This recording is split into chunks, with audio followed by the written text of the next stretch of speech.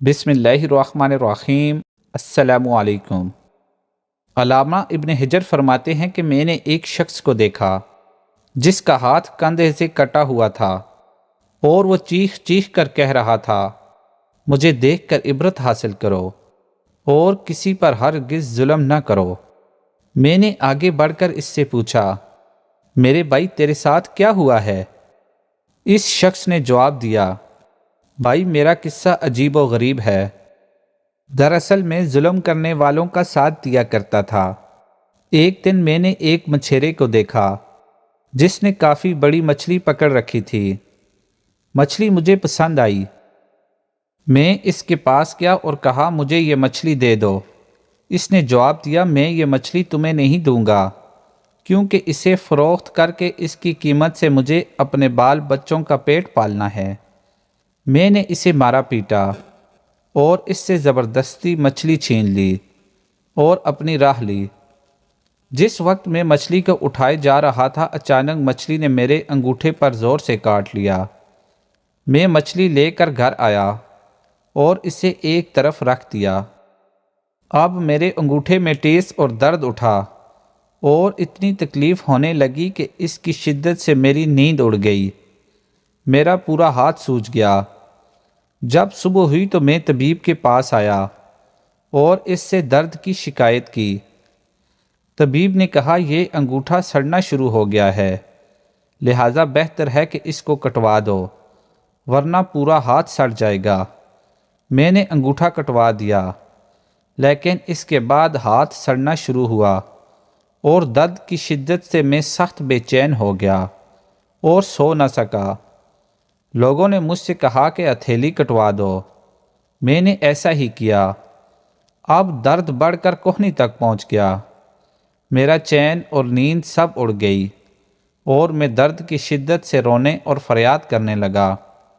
ایک شخص نے مشورہ دیا کہ کوہنی سے ہاتھ الگ کر دو۔ میں نے ایسا ہی کیا، لیکن اب درد مونڈے تک پہنچ گیا اور سرانڈ وہاں تک پہنچ گئی۔ اب لوگوں نے کہا کہ اب تو پورا بازو کٹوا دینا ہوگا ورنہ تکلیف پورے بدن میں پھیل جائے گی۔ اب لوگ مجھ سے پوچھنے لگے کہ آخر یہ تکلیف تمہیں کیوں شروع ہوئی؟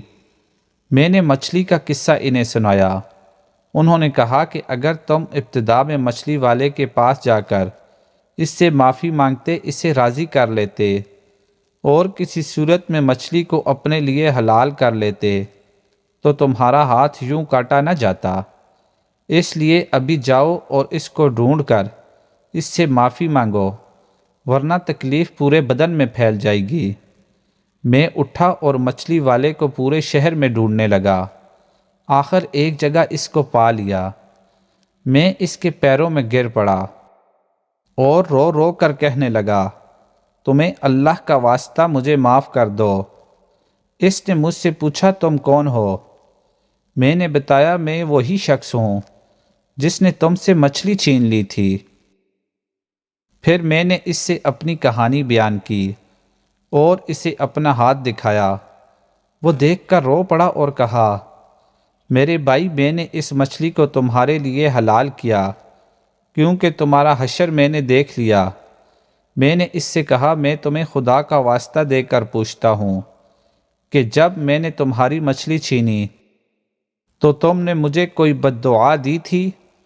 اس شخص نے کہا، ہاں، میں نے اس وقت یہ دعا مانگی کہ اے اللہ، یہ اپنی قوت اور زور کے گھمنڈ میں مجھ پر غالب آیا اور تو نے جو رزق دیا اس نے مجھ سے چھین لیا اور مجھ پر ظلم کیا، اس لیے تو اس پر زور کا کرشمہ دکھا۔